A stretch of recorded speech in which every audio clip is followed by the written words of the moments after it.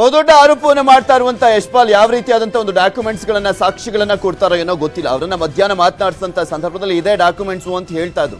ಕೇಂದ್ರ ಸರ್ಕಾರನೂ ಅವ್ರದೇ, ರಾಜ್ಯ ಸರ್ಕಾರನೂ ಕೂಡ ಅವ್ರದೇ ಇದೆ. ಇದನ್ನ ಯಾವ ರೀತಿಯಾಗಿ ತನಿಖೆಗೊಳಪಡಿಸಲಾಗುತ್ತೆ? ಯಾಕೆಂದ್ರೆ ಇದು ಚಿಕ್ಕ ವಿಚಾರ ದೊಡ್ಡದಾಗೆ ಆಗುತ್ತೆ. ಮತ್ತೊಂದ್ ಕಡೆ ಉಡುಪಿ ಜನಕ್ಕೂ ಕೂಡ ಆತಂಕ ಎದುರಾಗುತ್ತೆ. ಬರೀ ಉಡುಪಿ ಜನಕ್ಕಲ್ಲ, ರಾಜ್ಯ ಜನಕ್ಕೆ ಆತಂಕ ಎದುರಾಗುತ್ತೆ ಟೆರರಿಸ್ಟ್ ಲಿಂಕು ಅಂತ ಬಂದಂತ ಸಂದರ್ಭದಲ್ಲಿ. ಯಶ್ಪಾಲ್ ಸುವರ್ಣ ಅವರ ಹೇಳಿಕೆಗೆ ವಿದ್ಯಾರ್ಥಿನಿ ಅಲಿಯಾ ತಿರುಗೇಟನ್ನ ಕೊಟ್ಟಿದ್ದಾರೆ. ನಮ್ಗೆ ಆ ರೀತಿಯ ಲಿಂಕ್ ಯಾವುದೂ ಕೂಡ ಇಲ್ಲ, ಸಾಕ್ಷಿ ಕೊಟ್ಟು ಮಾತಾಡ್ಲಿ ಅವರು ಅಂತ ಹೇಳಿದ್ರು. ಸರ್, ಇದೆಲ್ಲ ಮಾಡಿದ್ದು ನಾವು ಕಾನ್ಸ್ಟಿಟ್ಯೂಷನ್ ರೈಟ್ಸ್ ಅನ್ನು ಕೇಳಿದಕ್ಕೆ ನಾವು ಟೆರರಿಸ್ಟ್ ಸರ್? ಇಲ್ಲಿ ನಾವು ನಮ್ಮ ಕಾನ್ಸ್ಟಿಟ್ಯೂಷನ್ ರೈಟ್ ಅನ್ನು ಕೇಳಿದಕ್ಕೆ ನಾವು ಟೆರರಿಸ್ಟ್? ಈಗ ಒಂದು ನಾನು ಇಂಡಿಯನ್ ಸರ್, ನಾನು ಇಂಡಿಯನ್.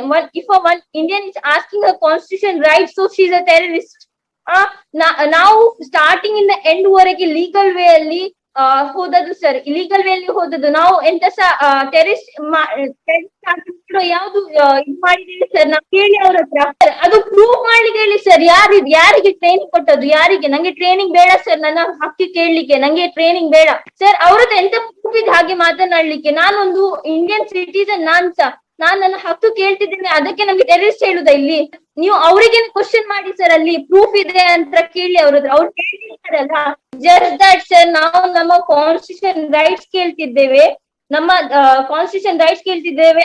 ಅದು ಅವರಿಗೆ ಆಗ್ತಿಲ್ಲ ಅಷ್ಟೇ ಸರ್. ಬೇಕಂತ ಅವರ ಕೆಟ್ಟ ಬುದ್ಧಿಯನ್ನು ಅವರು ಇಲ್ಲಿ ಯೂಸ್ ಮಾಡ್ತಿದ್ದಾರೆ, ನಮ್ಗೆ ಹೇಳ್ತಿದ್ದಾರೆ ನಾವು ಟೆರರಿಸ್ಟ್.